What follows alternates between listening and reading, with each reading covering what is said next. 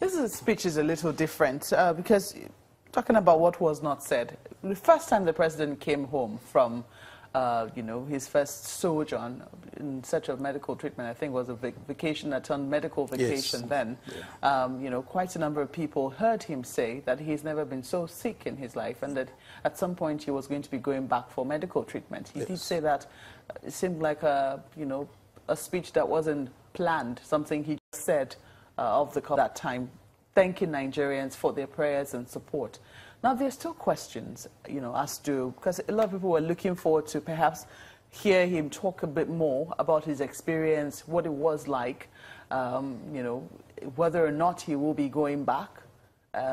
These are questions that have been on the minds of quite a number of Nigerians. Yeah, I won't quite agree with you that that first speech on March 10 was not planned. There was a text. He read from a text, so it was planned.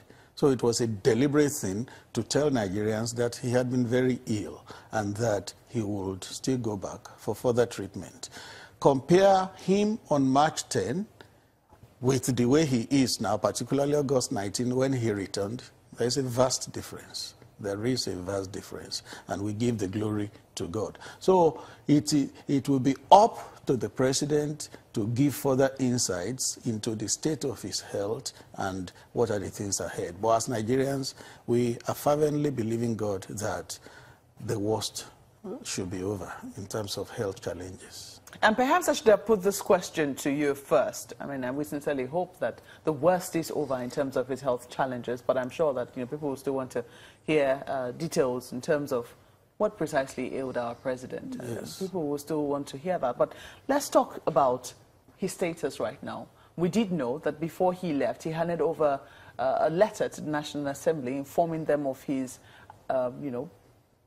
vacation, medical vacation, and handing power over to the vice president as acting president. What is the president's status right now? Will he assume power immediately, or do we have to wait for him to transmit another letter to the National Assembly? Later this morning, that letter will be transmitted. And that letter is what signifies his coming back into office. It will be done today.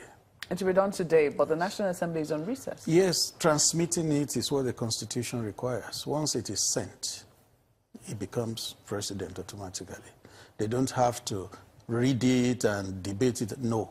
What the Constitution requires is for him to send it. Once it is sent, he assumes office. So it hasn't been sent as it will be done this morning. It will be done this morning. Yes. So, sorry, permit my asking, but in what capacity then did he address us? Did we have a president and an acting president this morning when the president did his speech to us? It is the same day. So it's just if we want to be legalistic, we will say it should have come after the transmission of the letter. But it's been done the same morning.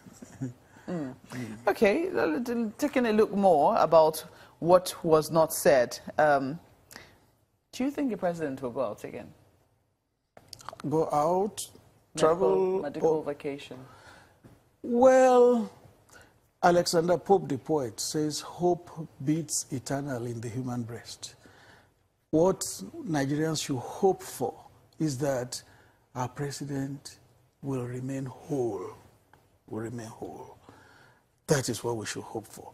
But if there is any reason to go out, why not? You need to first stay alive before you can lead a country. So whatever it takes for a president to remain healthy should be done. But we want to hope and believe that the worst is over. Let's go to Lagos now for some questions.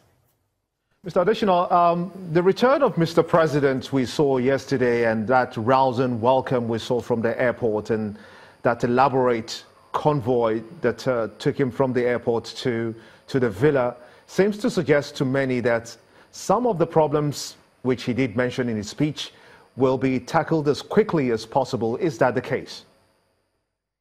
I believe so, as quickly, as expeditiously as possible.